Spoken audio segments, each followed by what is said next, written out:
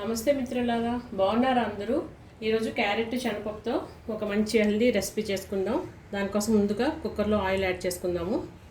కొంచెం మరిగింది ఆవాలు, జీలకర్ర, ఎండుమిర్చి, అలాగే కరివేపాకు కూడా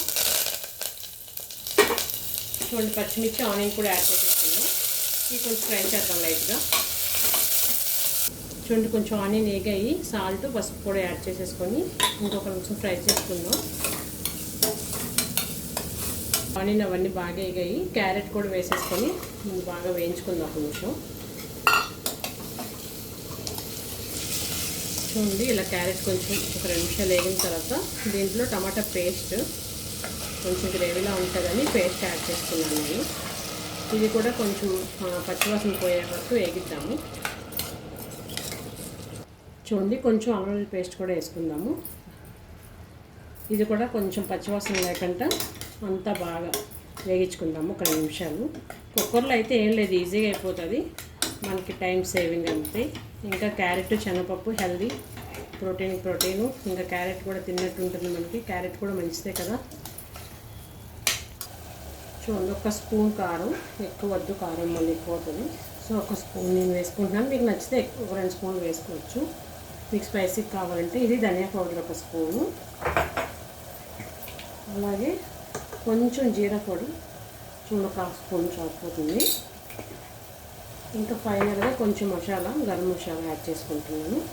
ఇవన్నీ కొంచెం దగ్గరగా బాగా ఫ్రై చేసేసుకుని, నేను కొంచెం ఆయిల్ తక్కువైనా వాడాను, సో మీకేమీ కనబడదు ఆయిల్. చూడండి, బాగా వేగింది కొంచెం అంతా. అయితే దీంట్లో నేను 1 గంట ముందు శనగపప్పు నానబెట్టుకున్నాను, దీన్ని కూడా యాడ్ చేసేసుకొని ఇంకొక 2 నిమిషాలు వేగించుకుందాం. బాగా ఏం లేదు, కొంచెం బాగా మగ్గిస్తే కర్రీ అనేది బాగా టేస్టీగా అనిపిస్తుంది, బాగుంటుంది. అలాగే పచ్చిగా అయితే పచ్చివాసనలో అనిపిస్తుంది మనం వేగించకపోతే గాబరాలో. కుక్కర్లో చేసేస్తున్నాం కాబట్టి ఒక 2 విజిల్స్ సరిపోతాయి. కొంచెం వాటర్, 1 గ్లాస్, చిన్న గ్లాస్ వాటర్ కూడా సరిపోతుంది దీనికి. చూడండి, అంతా బాగా వేగింది. అయితే ముందు నేను పప్పును కడుక్కొని మళ్ళీ మంచినీళ్ళతో నానబెట్టుకున్నాను. సో ఆ వాటర్ నేను పడేయట్లేదు, ఎందుకంటే దీంట్లోకి అన్ని పప్పులో ఉన్నవన్నీ మంచి ప్రోటీన్ వస్తుంది కాబట్టి ఈ వాటర్ యాడ్ చేసేసుకుంటున్నాను. సరిపడా 1 చిన్న గ్లాస్ సరిపోతుంది, మరి ఎక్కువైనా పేస్ట్ అవుతుంది కదా. చూసుకొని వేసుకోండి, అంటే మీ కర్రీ, మీ పప్పు తీసుకుని బట్టి మీరు వాటర్ని యాడ్ చేసుకొని ఇంకా మూత పెట్టేసుకుందాం 2 విజిల్స్ వచ్చే వరకు. ఫైనల్గా మీరు ఒకసారి ఉప్పు చెక్ చేసుకొని మూత పెట్టేసుకోండి. ఒక 2 విజిల్స్ వచ్చిన తర్వాత కర్రీ రెడీ అయిపోతుంది.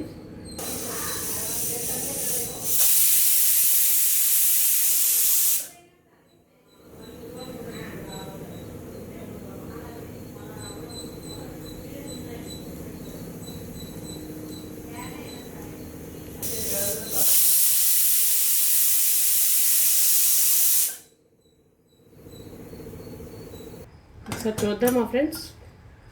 చూడండి, క్యారెట్ శనగపప్పు కర్రీ రెడీ అయిపోయింది. చూడండి, కొంచెం వాటరీగా ఉంది, 1 నిమిషం సిమ్లో పెట్టుకుందాం మనం. ఇంకా రెడీ అయిపోయినట్లే. ఒక 2 నిమిషాలు ఇలాగా మూత తీసిన తర్వాత పెట్టుకోండి, కొంచెం వాటరీగా ఉంటే కొంచెం దగ్గర అవుతుంది. అయిపోయింది. ఇప్పుడు స్టవ్ ఆఫ్, కొత్తిమీర యాడ్ చేసుకొని స్టవ్ ఆఫ్ చేసుకుందాం. చూడండి, కొత్తిమీర కూడా యాడ్ చేసేసుకుందాం. చూడండి, బౌల్లోకి వేసేసుకుందాం. చూడండి ఫ్రెండ్స్, అయిపోయింది, రెడీ అయిపోయింది కూర, శనగపప్పు, క్యారెట్. మీకు కానీ నా ఛానల్ నచ్చినట్టయితే సబ్స్క్రైబ్ చేయండి, షేర్ చేయండి, ఇంకా లైక్ చేయండి ఫ్రెండ్స్. Bye bye.